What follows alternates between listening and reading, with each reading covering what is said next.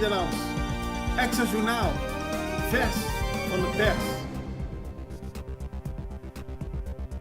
Welkom bij Extra Journaal. Fijn dat u weer kijkt. We hebben het belangrijkste nieuws voor u op een rij gezet. En voor ik begin een warm welkom aan al onze kijkers via Tele Curaçao, alle mensen die via NOS TV op Bonaire kijken en natuurlijk de kijkers via Salto TV in Amsterdam.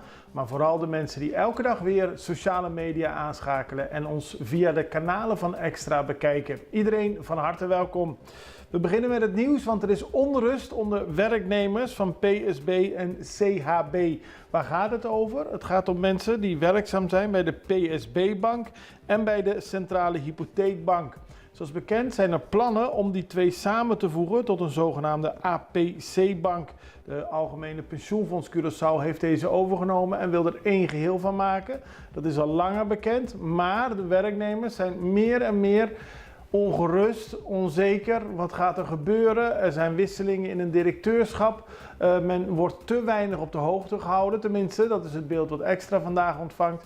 En als er vragen worden gesteld, zeggen de leidinggevenden dat het nog te vroeg is om informatie te geven. Maar men weet niet wat er met de toekomst gaat gebeuren. En zeker bij instellingen zoals een bank en een pensioenfonds is dat wel van heel groot belang. Daarom eigenlijk via de krant het verzoek om meer duidelijkheid door de werknemers. Stress door negatieve berichten. Dat is nog een bericht over onzekerheid en stress op de werkvloer. Maar dat gaat in dit geval om het ziekenhuis, het Curaçao Medical Center. De directie heeft een brief gestuurd aan de minister van Gezondheid en aan vakbond CBV, waarin ze stellen dat er te veel negatieve connotaties, te veel negatieve zaken spelen rond het ziekenhuis. Dat wordt volgens hen ook door de vakbond en de minister op sociale media geplaatst. En dat zorgt ervoor dat de mensen onzeker zijn in hun baan. Negatieve beeldvorming is ook nadelig voor het aantrekken van nieuwe mensen. En dat is juist nodig in het ziekenhuis. Dus alsjeblieft, werk samen, maak elkaar niet zwart op sociale media. En help aan de problemen die er zijn bij het ziekenhuis. Waaronder de financiële problemen, die waren al bekend natuurlijk bij de bouw van het ziekenhuis. En dat is ook een van de redenen waarom er nu een enquêtecommissie wordt gehouden. Maar ook het feit dat er nog steeds voldoende mensen moeten worden gehaald door het ziekenhuis. Einde aan misbruik in de veeteeltsector. Dat is de eis van mensen die werkzaam zijn in de veeteelt en in de landbouw. Die kwamen gisteren bijeen. Mensen uit de visserij, veeteelt en landbouw hebben problemen met regelingen die voor hun worden getroffen door onder meer de veterinaire dienst, LVV en ook de regering. En daarom hebben ze een vuist proberen te maken door te stellen van denk ook aan onze belangen. We worden vaak van het kastje naar de muur gestuurd, krijgen de problemen op ons bord als er bijvoorbeeld vlees wordt afgegeven en dan blijkt dat de koelkast niet functioneert. Dat wordt dan het probleem van degene die het vlees heeft gebouwd en niet van de diensten. Daar wil men meer aandacht voor en daarom was er gisteren een bijeenkomst van de verschillende mensen die in deze sectoren werkzaam zijn.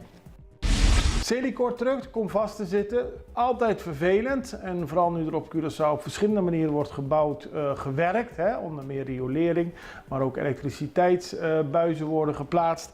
En dat gebeurde onder meer bij de Santa Catarina-weg, waar een Celicor truck door de werkzaamheden langs de kant van de weg klem kwam te zitten. Erg vervelend, het heeft ook heel lang geduurd voordat de truck weer weg kon. De truck is zwaar, het was op een moeilijke omstandigheid en de fotograaf van de Extra heeft beelden van gemaakt. Jan Huurman is niet onder de indruk. De oud-inspecteur van Gezondheid, Jan Huurman, kreeg dit weekend van oud-minister-president Ben Whiteman te horen dat Curaçao niet zijn speelveld was en dat hij zich beter niet meer druk zou moeten maken om Curaçao. Huurman laat weten dat hij niet onder de indruk is van de kritiek van Whiteman. Sterker nog, hij zegt dat Whiteman waarschijnlijk een niet goed functionerend geheugen heeft. Want van Huurman wordt van alles voor de voeten geworpen, zo zegt hij. Dat niet klopt. Hij gaat door, hij maakt zich zorgen om Curaçao. Curaçao is in zijn hart en daarom wil hij er ook wat aan doen. Later deze uitzending ziet u ook een deel van het interview dat ik hierover had met Jan Huurman. Hoge straffen geëist voor smokkel cocaïne. Het is een grote zaak.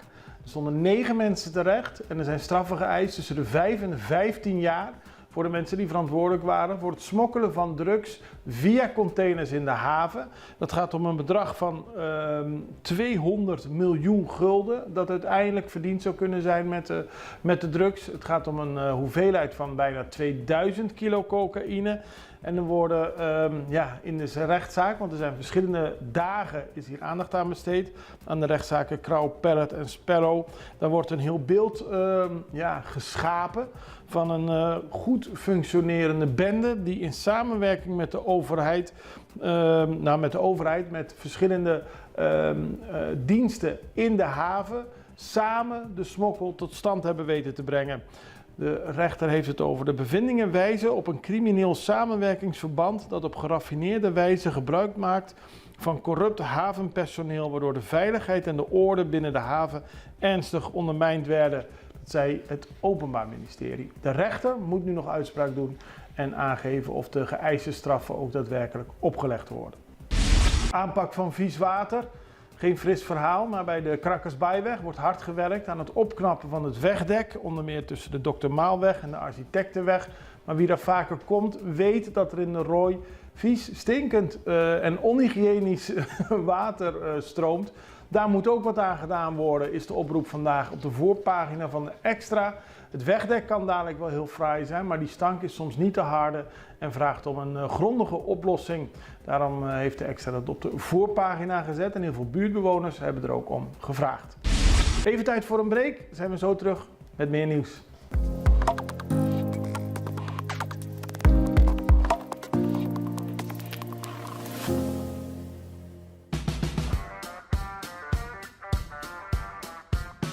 Welkom bij Heavy Mix Concrete. Heavy Mix Concrete is in 2009 opgericht door de familie Vieira. Toen de tijd bestond de vloot uit 4 betonmixers, 1 pomptruck en een hele simpele betonplant. Maar kijk nu wat het is geworden. 14 betonmixers, 6 betonpompen en een nieuwe betonbatchingplant.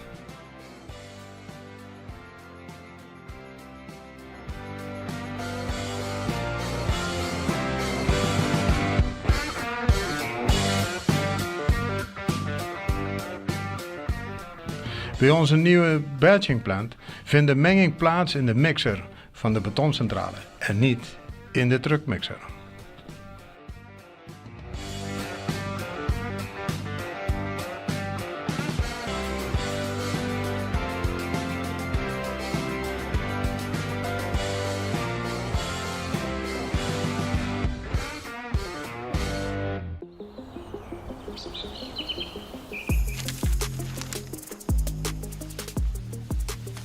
Welkom op Curaçao, een van de mooiste eilanden in de Caribiën, een ware parel. En het is een eiland waar je van heel veel zaken kunt genieten. Van de natuur, van de zee, van het eten, van de mensen en zoveel meer. Curaçao is een eiland waar heel veel gebeurt op het gebied van politiek, cultuur, sport en zoveel meer. Een Extra Journaal brengt het belangrijkste nieuws van Curaçao.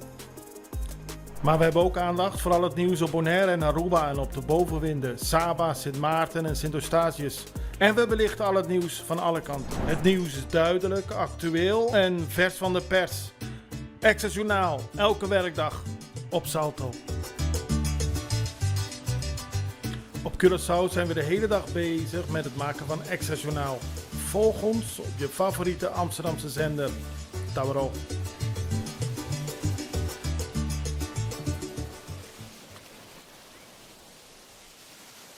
En we beginnen bij Bonaire, want daar is afgelopen weekend de Miss Bonaire verkozen. En dat is Angie Daza. Zij was Miss Nikki Boko, zoals misschien bekend.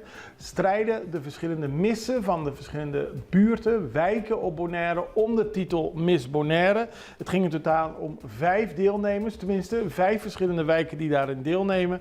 En uiteindelijk heeft mevrouw Angie Daza, juffrouw Angie Daza, gewonnen. Het was een droom die uitkwam. Ze kon haar geluk niet op en ze was dolblij na een mooie misverkiezing, dat moet gezegd worden, die ook wat uitliep, maar uiteindelijk iets na middernacht werd daadwerkelijk de winnares verkozen.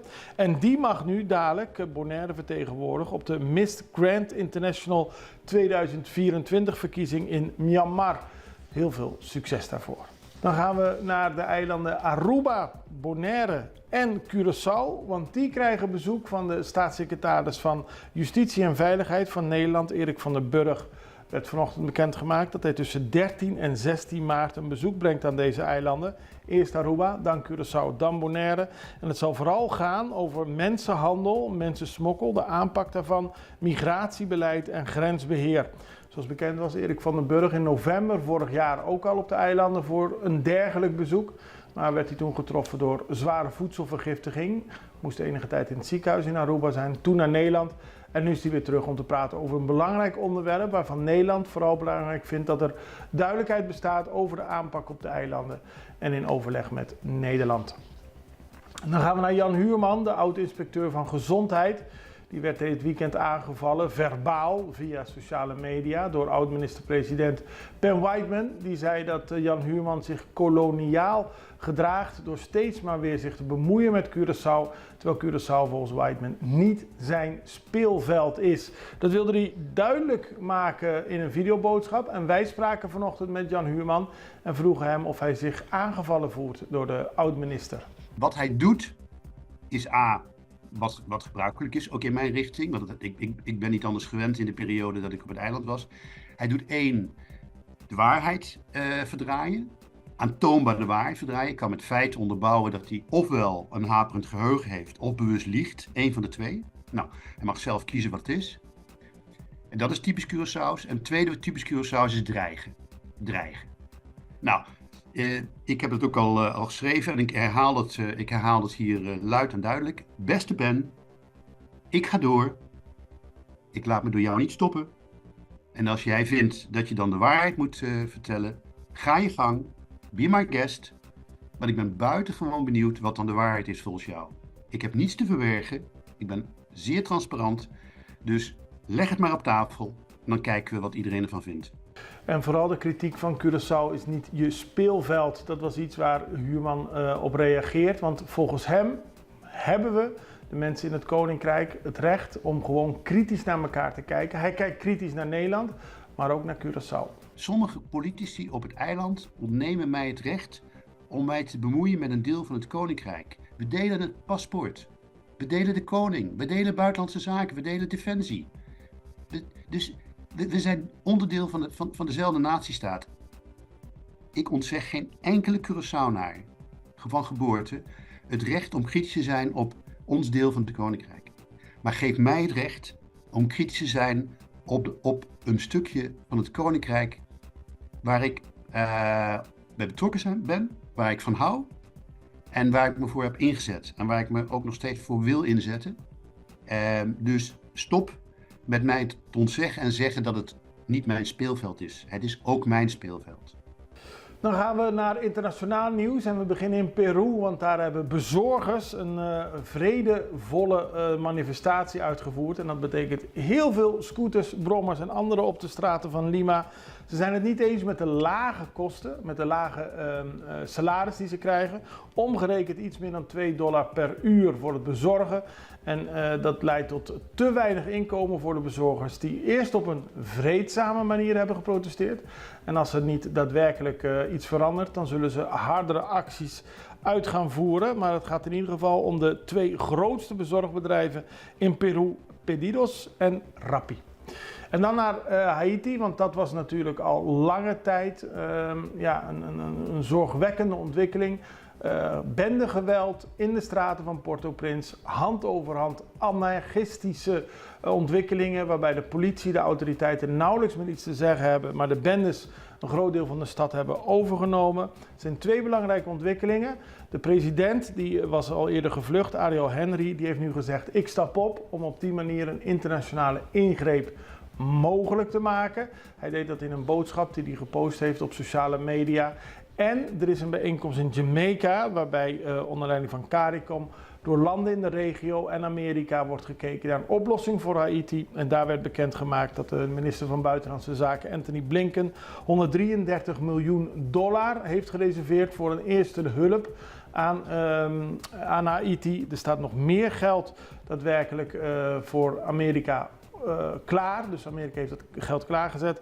Als er dadelijk een security support mission zal worden uitgevoerd. Er zal worden ingegrepen, denken de leiders binnen de CARICOM, om in ieder geval de bevolking van Haiti te helpen in dit toch wel heel tragische gebeurtenis met enorm veel geweld in de straten.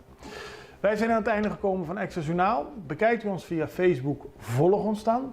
Volgt u ons via YouTube, abonneer u dan alstublieft. Dan weten wij hoeveel mensen naar ons kijken en kunt u altijd op de hoogte blijven van de laatste nieuwe nieuwsuitzendingen. Ik ben er morgen weer. Ik hoop u ook. Het allerbeste. Tot ziens.